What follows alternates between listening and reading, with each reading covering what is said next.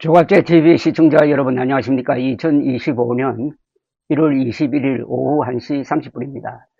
요사이 한국이 계엄 사태를 계기로 해가지고 격동기열에 들어갔습니다. 이렇게 되면은 모든 사람들이 열정을 쏟아 부어가지고 말을 하고 글을 씁니다. 그래서 좋은 말과 좋은 글들이 이럴 때 나옵니다. 중국에서 유명한 사상은 거의 다가 춘추 전국시대 때 나왔습니다. 유럽도 마찬가지입니다. 그리스 로마의 그 전쟁 시기에 위대한 사상 그리고 과학이 발전했습니다. 인간은 죽고 사느냐의 문제, 주로 전쟁인데, 를 직면하면은 자신이 가지고 있는 능력을 100% 아니라 150% 발휘합니다. 요사이 많은 좋은 글이 있어가지고 읽다가 요거는 꼭 소개해야 되겠지 하고 며칠 지나면은 그 글이 또 별로 의미가 없어지는 그런 경우도 있습니다. 좋은 글은 이게 생명력이 있어야 됩니다. 좀 오래 갑니다. 그런 글이 대충 문학성이 있는 글입니다.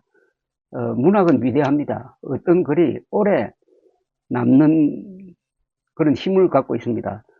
이 문학성이 있는 글을 쓰시는 분 중에 김평무 변호사가 계시죠. 김평무 변호사는 한국의 문호라고 불릴 만한 김동희 선생의 아드님이신데 대한변호사협회 회장도 하시고 2016년에서 17년에 걸쳐서 박근혜 당시 대통령 탄핵 심리를 할 때 박근혜 대통령 쪽 변호인이셨고 그때 좋은 글과 말로 많은 사람들을 감동시킨 분인데 오랜만에 조갑제닷컴에 사흘 전에 글을 하나 보내주셨어요.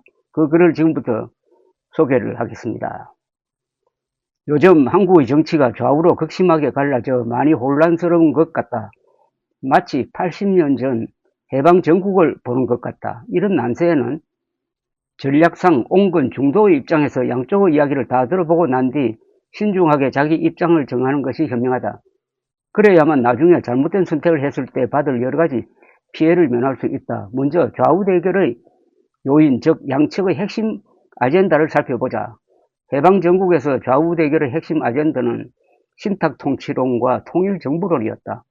요즘 좌우 대결의 핵심은 윤석열의 친위 쿠데타, 즉 계엄, 내란을 어떻게 보느냐이다. 그런데 윤 대통령 처음부터 일관되게 2024년 총선이 부정선거라서 쿠데타를 저질렀다고 주장한다. 결국 2024년 총선이 부정선거냐 아니냐가 오늘날 좌우 대결의 핵심 아젠다라고 하겠다. 문제를 아주 단순화합니다. 내가 알기론 부정선거로는 2020년 총선 때부터 나온 해묵은 이야기이다. 당시 민경욱 의원이 처음 제기했고 그것을 정광훈 목사, 황교안 전 총리, 공병호 박사 등이 받아서 신의 한수 등의 소위 우파 유튜브를 통해서 널리 확산시켜 어느덧 오늘날 우파, 보수의 정론이 되고 상징이 되었다. 나도 처음에는 그런가 했다. 그런데 그 뒤에 육하 원칙에 따른 구체적 팩트가 안 나오고 내부 고발자도 없으며 200여 건의 선거 무효 소송이 모두 대법원에서 기각으로 확정되면서 나를 포함한 다수 국민들이 선거에서 진 사람들의 넋두리였구나 정도로 치부하고 잊었었다.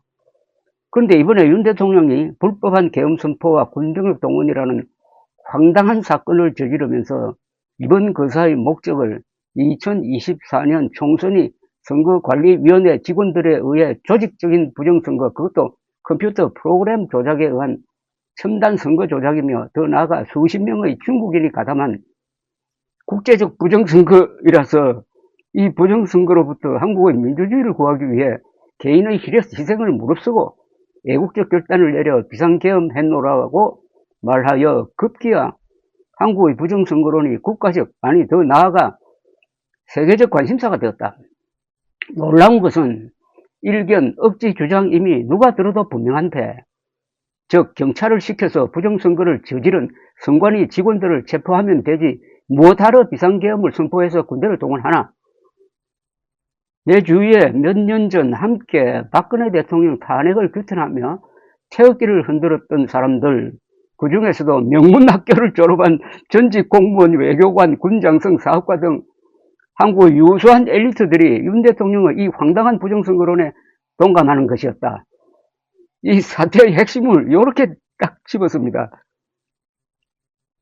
이 비극은 못 배운 사람이 아니고 엘리트 코스를 걸어온 사람들이 집단적으로 이 부정선거 음모론에 넘어가고 있다는 현실을 이렇게 지적을 했습니다.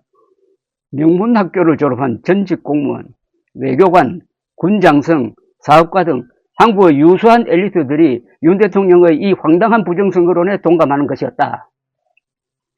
하긴 부정선거론의 대표적인 주장자인 황교안은 전직 법무장관, 국무총리를 지냈고 공병호 역시 한국의 대표적인 경제 전문가며 지식인이다.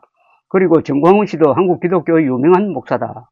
한마디로 말해 주창자가 모두 한국의 최고 엘리트들이라 일반 사람들은 저들의 경력과 학력, 명성과 지위를 보고 무조건 믿게 되는 것이 어쩌면 당연한 것 아닌가 싶다.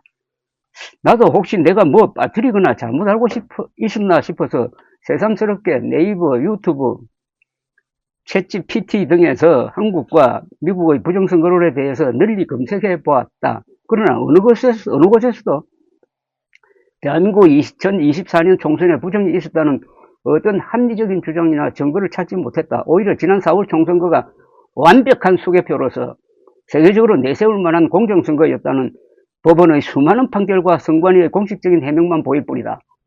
더 나아가 이 판결과 해명에 대하여 그 어느 누구도 반론이나 반증을 제시하는 것을 보지 못했다. 그런데도 부정선거 의혹을 제기한 사람들 중에서 자신의 잘못을 인정하고 사과한 사람은 단 한 명도 없다. 그들의 대부분은 지금 이 순간에도 마치 고장난 녹음기처럼 되풀이하여 부정선거론을 틀고 있다. 이쯤 되면 저들에게 있어서 부정선거론은 포기나 변경이 가능한 선택사항이 아니라 자신의 자존심을 지켜주는 요소이거나 아니면 진실과도 바꿀 수 없는 종교적 신앙이 아닌가 하는 의심이 든다. 이건 명언이네요. 진실과도 바꿀 수 없는 종교적 신앙. 진실과도 바꿀 수 없는 종교적 신앙이라는 말은 뭐겠습니까? 신앙을 위해서 거짓말을 한다는 이야기죠. 그 순간 내 머리에 번뜩 떠오른 것이 있었다. 30년 전 일본에서 마스모토 지로 가명 아사하라 쇼코라는 티베트 불교 신자가 옴 진리교를 만들어 포교하면서 대학 교수 등 수백 명의 엘리트 신자들을 포섭하여 진리당이라는 정당 이름도 희한하네요.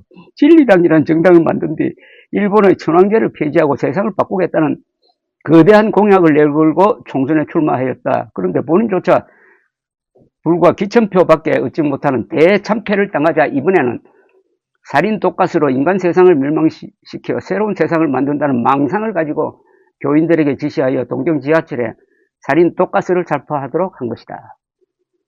당시 세계 제1의 번영과 평화를 구가하던 선진국 일본에서 어떻게 이런 해괴한 일이 일어날 수 있는가라고 많은 사람들이 경악하고 의아해했다. 전문가들의 해석은 일본이 수십 년간 평화와 번영을 누리자 계속되는 평안과 부에 지루해진 일부 엘리트 일본인들이 무언가 강렬한 자극을 쫓아 새로운 세상을 꿈꾸다가 새로운 세상을 만들려면 먼저 무조건 천황제를 추종하는 무지몽매한 인간들을 쓸어내야 한다는 아사하라 교주의 황당무계한 교시에 빠져서 아무런 죄의식도 없이 살인까지 저지르게 이른 것이라는 진단이다. 그러고 보니 30년 전 일본의 옴진리교 사건은 이번 윤석열의 황당무계한 내란 사건에 시사하는 바가 크다. 대한민국이 100여 년에 걸친 빈곤과 전쟁, 독재와 혼란의 역사에서 벗어나 1987년 소비 헌정체제가 확립되고 그 후 35년간 자유와 평화, 민주화, 번영이 지속되자 안보와 번영을 주된 아젠다로 내세운 보수 우파들이 정치적 호소력을 상실한 반면에 진보 좌파는 부의 편중해서 젊은 세대 일자리 창출 같은 새로운 정치적 아젠다를 내세워 지지율이 계속 상승하자 이러다간 보수 우파가 종말을 맞는 것이 아닌가 하는 위기감에 빠져서 새로운 돌파구를 찾던 중 이승만 대통령 이래 오랫동안 한국 정치계에서 금기어가 되다시피 한 멸공통일이라는 보수 우파의 오래된 방공구호를 그리 끄김없이 되살려 소리 높이 외치는 윤석열 대통령 후보를 보고 크게 영감을 받아 보수 우파들이 대단하여 2022년에 윤석열을 대통령으로 만들었다. 그런데 불과 2년 지나서 2024년 총선에서 보수 우파가 참패하여 국회를 야당이 완전히 통제하게 되자 절망에 빠진 윤석열과 그 지지층들이 이성을 잃고 차제에 부정선거론을 이용하여서라도 진보 좌파를 없애버리고 극우 독재체제를 만들어 전쟁으로 북한을 멸망시키고 남북통일을 이룩하여 새로운 세상을 만들면 어리석은 대중들은 열광하여 환호를 할 것이라는 허황된 망상을 가지고 이번 계엄 내란을 일으킨 것이 아닌가 하는 의심이 든다. 어쨌든 한국의 부정선거 음모론은 결코 가볍게 보아서는 안 된다. 호사가들의 단순한 상상이 아니다. 대통령 윤석열을 교주로 하고 전모를 담임 목사로 하고 극우 유튜버들을 전도사로 한 하나의 정치 종교 카르텔로 변질되었다. 최근엔 트럼프 미국 대통령 당선자까지 끌어들여 국제적인 극우 정치 종교 교파로 키운다는 망상까지 한다. 진보 좌파엔 정치적 아젠다를 빼앗긴 한국의 보수 우파들이 생존하기 위하여 마지막으로 매달리는 정치 아젠다가 되었다. 보수 우파들이 진보 좌파와 맞설 새로운 아젠다를 개발하지 못하는 한 보수 우파들은 계속 이 부정선거론에 매달릴 것이다. 법원의 판결이나 과학적 증명, 논리적 설득, 공공기관의 해명 등은 쇠 귀의 경일키이다. 슬프지만 이것이 현실이다. 어쨌든 부정선거 음모론을 하루속히 잡아야 한다. 그렇지 않고서는 대한민국에 미래가 없다. 평화가 없다. 외국의 입법례와 판례를 참고하여 강력한 처벌법과 판례를 만들고 상설기구를 만들어 범국가적인 계몽활동을 지속적으로 펴는 것이 정통적인 해결 방법이다. 그러나 이런 고식적인 대책만으로는 해결이 안 될 것이다. 시간이 많이 걸리겠죠. 이렇게 상식적으로 이해할 수 없는 부정선거론이 우리나라에서 크게 확산된 데에는 그동안 선거관리위원회가 정치적 중립을 가장하여 부정선거 논의를 외면하고 방치한 데에 가장 큰 책임이 있다. 국가의 운명이 걸린 이런 중대한 정치적 과제를 무사 안일에 젖은 직업 관료들에게만 맡길 일이 아니다. 심지어는 부정선거론의 대표자인 황교안 전 총리나 공병호 박사에게 선거관리위원회의 총책임을 맡기면 어떨까 하는 생각까지 나온다. 이런 파격적인 발상을 해야 된다는 겁니다. 내가 보기엔 이것이 가장 효과적이고 빠른 값싼 해결 방법 같다. 그렇기도 한데요. 황교안, 공병호 두 사람을 중앙선거관리위원회 위원장 그리고 사무총장에 임명해가지고 다음 선거 관리하라고 하면은 거의 틀림없이 공명선거였다는 발표를 하게 될 것입니다. 역시 김평우 변호사다운 발상이고 그 부친의 문학적 소양을 이어받아가지고 아주 좋은 상상력을, 정치적 상상력을 보여주시는 것 같습니다. 추기라고 해서 또 쓰셨네요. 추기. 혹시 나의 이 글에 공감하여 부정선거론을 알고 싶은 분들은 먼저 조갑재 선생의 유튜브 부정선거 음모론에 영원히 접수된 윤석열의 범죄적 망상이라는 영상을 몇 차례 정독해 보시라고 권하고 싶다. 그리고 챗GPT와 AI입니다. 네이버에서 부정선거론을 쳐보시라. 그 다음엔 선거관리위원회의 홈페이지를 찾아서 공식적인 해명을 들어보시라.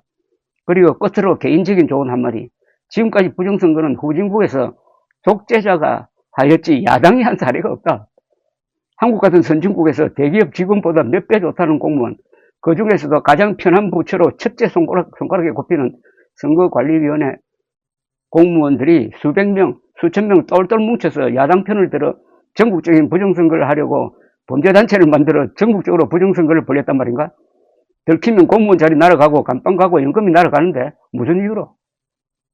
민주당 대표 이재명을 대통령 만들자고? 윤석열 대통령을 일 못하게 괴롭히자고? 한국을 공산화시키자고? 아무리 보아도 대한민국 선관위 직원들에게는 야당을 위하여 그런 전국적이고 조직적인 부정선거를 저지를 동기가 단 하나도 보이지 않는다. 세상에 동기 없는 범죄는 없다. 명언입니다. 세상에 동기 없는 범죄는 없다. 어떻습니까? 제가 읽으니까 아주 이 글이 쉽게 읽혀집니다. 그것은 한국인의 고유한 운율에 맞춰서 쓰니까 제가 읽을 때 힘이 하나도 들지 않았습니다. 현재의 한국의 상황을 딱 종합적으로 정리하는 아주 오래 남을 만한 글이었습니다. 이런 글을 보내주신 김평우 변호사에게 감사를 드립니다. 감사합니다.